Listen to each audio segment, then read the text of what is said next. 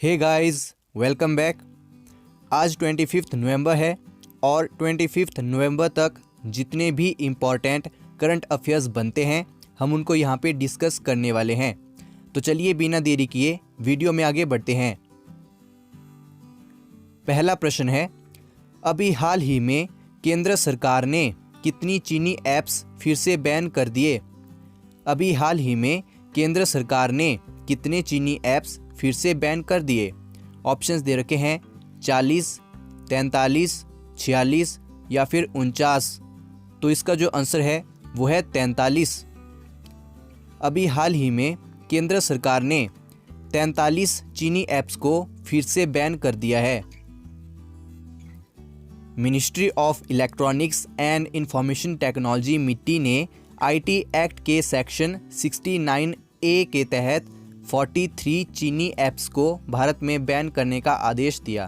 तो यहाँ पे जो गलती है उसको सुधार लें, 69A और 43। पहली बार बैन 29 जून को लगा था और उसमें 59 ऐप्स को बैन किया गया था। उसके बाद 2 सितंबर को लगा और उसमें 118 ऐप्स को बैन किया गया। और ministry of electronics and information technology के जो मिनिस्टर हैं वो हैं श्री संजय धोत्रे। सेकंड क्वेश्चन है, हाल ही में भारतीय वायुसेना ने किस विकिरण रोधी यानी एंटी रेडिएशन मिसाइल का सफलतापूर्वक परीक्षण किया है?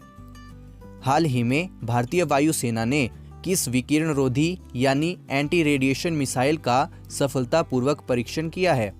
ऑप्शंस दे रखे हैं रुद्रम-1, आकाश, नाग, पृथ्वी। तो इसका जो आंसर है वो है रुद्रम-1। आकाश की बात करें तो ये सरफेस टू एयर मिसाइल है, नाग एंटी टैंक मिसाइल है और पृथ्वी सरफेस टू सरफेस मिसाइल है। सुकोई 30 MKI युद्ध विमान से इसकी लॉन्चिंग की गई और परीक्षण की बात करें तो ये उड़ीसा के बालासोर में किया गया। इस तरह की मिसाइलें अमेरिका, रूस और जर्मनी के पास थी, लेकिन अब ये भारत के पास भी है। इसकी मारक क्षमता 100 से 150 किलोमीटर है और इसे 500 से 1500 किलोमीटर की ऊंचाई से भी दागा जा सकता है। वायुसेना के अगर अध्यक्ष की बात करें तो प्रेजेंट टाइम में air chief marshal Rakesh Kumar Singh Bhadauria ji, और इसकी स्थापना की बात की जाए तो 1 अप्रैल 1955। थर्ड क्वेश्चन है, कोरोना वैक्सीन की समय पर वितरण सुनिश्चित करने के लिए किस राज्य ने टास्क फोर्स गठित की है? कोरोना वैक्सीन की समय पर वितरण सुनिश्चित करने के लिए किस राज्य ने टास्क फोर्स गठित की है? ऑप्शंस दे रखे हैं महाराष्ट्र, दिल्ली, कोलकाता या फिर गुजरात। तो इसका जो आंसर है वो है महाराष्ट्र। महाराष्ट्र गवर्नमेंट ने वैक्सीन जो कोरोना की आएगी उसको समय पर वितरण सुनिश्चित करने के लिए एक टास्क फोर्स गठित की है। महाराष्ट्र के मुख्यमंत्री की बात करें तो उद्धव ठाकरे जी और गवर्नर की बात करें तो भगत सिंह कोश्यारी जी। फोर्थ क्वेश्चन है, 48वें अंतर्राष्ट्रीय एमी अवार्ड्स में भारत की किस वेब सीरीज को बेस्ट ड्रामा सीरीज चुना गया? 48वें अंतर्राष्ट्रीय एमी अवार्ड में भारत की किस वेब सीरीज को बेस्ट ड्रामा सीरीज चुना गया? ऑप्शंस दे रखे हैं Delhi crime, made in heaven, for more shorts please या फिर इनमें से कोई नहीं। तो इसका जो आंसर है वो है Delhi crime. Delhi crime basically Netflix की एक वेब सीरीज है। और इसके अलावा एमी अवार्ड्स की बात करें तो ये 1973 से शुरू किए गए हैं। फिफ्थ क्वेश्चन है, देश में बनी सुपरसोनिक मिसाइल ब्रह्मोस के लैंड अटैक वर्जन का सफलतापूर्वक परीक्षण कहाँ किया गया? देश में बनी सुपरसोनिक मिसाइल ब्रह्मोस के लैंड अटैक वर्जन का सफलतापूर्वक परीक्षण कहाँ किया गया? ऑप्शंस हैं अंडमान निकोबार में, ओडिशा में, चेन्नई में या फिर इनमें से कोई नहीं। तो इसका जो आंसर है वो है अंडमान निकोबार में। लैंड अटैक वर्जन की रेंज की बात करें तो ये 290 किलोमीटर से बढ़कर 400 किलोमीटर हो गई है। ब्रह्मोस की बात बताएं तो इसको इंडिया और रशिया ने मिलकर बनाया है। 6th क्वेश्चन है, फोर्ब्स हाईएस्ट पेड एक्टर 2020 के अनुसार दुनिया में सबसे ज्यादा कमाई करने के मामले में अक्षय कुमार कितने नंबर पर हैं? फोर्ब्स हाईएस्ट पेड एक्टर 2020 के अनुसार दुनिया में सबसे ज्यादा कमाई करने के मामले में अक्षय कुमार कितने नंबर पर हैं? ऑप्शंस हैं 4, 5, 6 या फिर 7। तो राइट आंसर हो जाएगा 6। इस साल अक्षय कुमार ने $48.5 मिलियन की कमाई करी। और टॉप 3 की बात करें तो यह है ड्वेन जॉनसन 87.5 और सेकंड में रियान रेनॉल्ड 71.5 और थर्ड में है मार्क वाहलबर्ग $58 मिलियन। नेक्स्ट क्वेश्चन है, हाल ही में T2 conservation excellent award for 2020 किसने जीता है? हाल ही में T2 conservation excellence award for 2020 किसने जीता है? ऑप्शंस दे रखे हैं Bandhavgarh national park, Jim Corbett national park, Manas national park या फिर इनमें से कोई नहीं। तो इसका जो आंसर हो जाएगा वो है मानस national park. Manas national park Assam में स्थित है। इसके अलावा बांधवगढ़ नेशनल पार्क मध्य प्रदेश में स्थित है और gym Corbett national park Uttarakhand में स्थित है और ये भारत का सबसे पुराना नेशनल पार्क है। ये 1936 में बनाया गया था।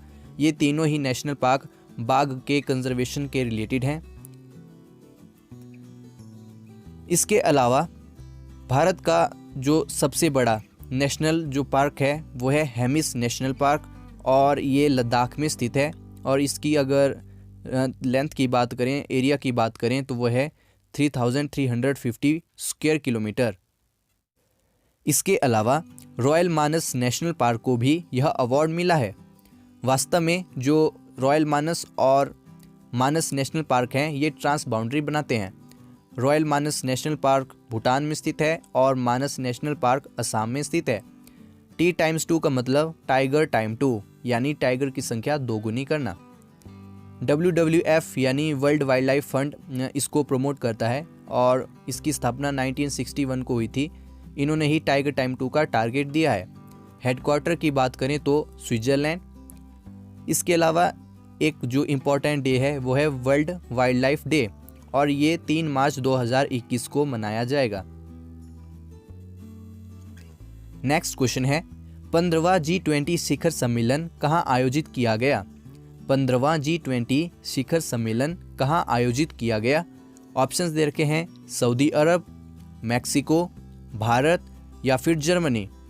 तो इसका जो आंसर है वो है सऊदी अरब।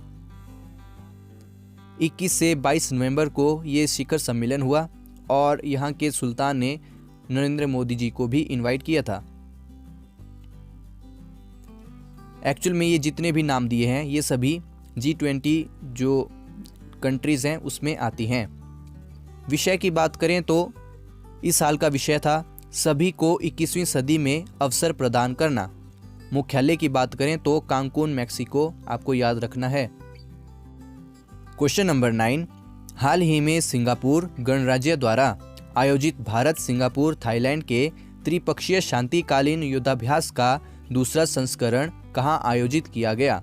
हाल ही में सिंगापुर गणराज्य द्वारा आयोजित भारत सिंगापुर थाईलैंड के त्रिपक्षीय शांतिकालीन युद्धाभ्यास का दूसरा संस्करण कहाँ आयोजित किया गया? ऑप्शंस दे रखे हैं अंडमान सागर, बंगाल की खाड़ी, हिंद महासागर या फिर इनमें से कोई नहीं। तो इसका जो आंसर है वो है अंडमान सागर और इस संस्करण का नाम सिटमैक्स 20 रखा गया। इसमें भारतीय नौसेना के स्वदेश निर्मित ASW कॉर्वेट कामोर्ता और मिसाइल कॉर्वेट करमुख ने अभ्यास में भाग लिया।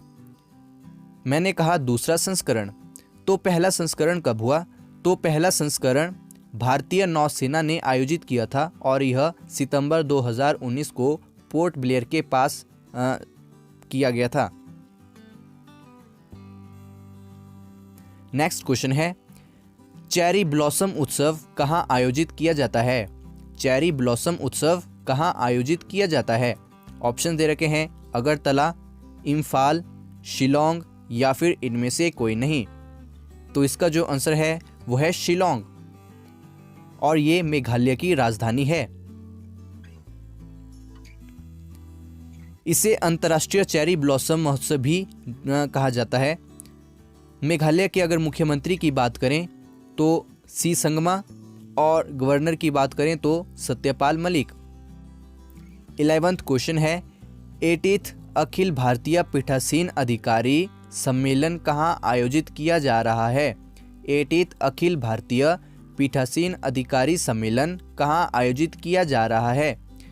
ऑप्शंस हैं दिल्ली, राजस्थान, गुजरात या फिर उत्तर प्रदेश। तो इसका जो आंसर है वो है गुजरात।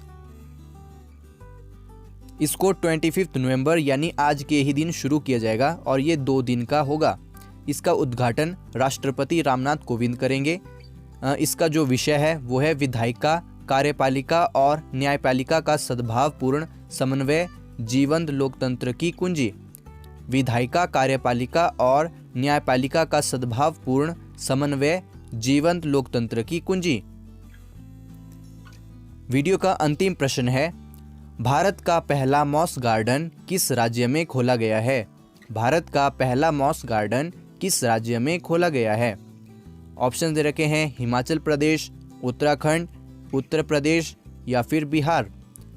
तो इसका जो आंसर है वो है उत्तराखंड और उत्तराखंड के नैनीताल में ये खोला गया है। इसके उद्देश्य की बात करें तो 1.2 किलोमीटर में फैले मॉस और अन्य ब्रायोफिट्स का संरक्षण करना। तो मुख्यमंत्री की बात करते हैं तो उत्तराखंड के मुख्यमंत्री है त्रिवेंद्र सिंह रावत और गवर्नर हैं बेबी रानी मौर्य। सो गाइज आज की वीडियो में इतना ही। अगर आपको वीडियो पसंद आई है तो वीडियो को लाइक कर दें और अपने दोस्तों में शेयर कर दें। और अगर कोई इंपॉर्टेंट क्वेश्चन छूट गया हो तो आप उसको कमेंट करके भी बता सकते हैं। Thanks for watching.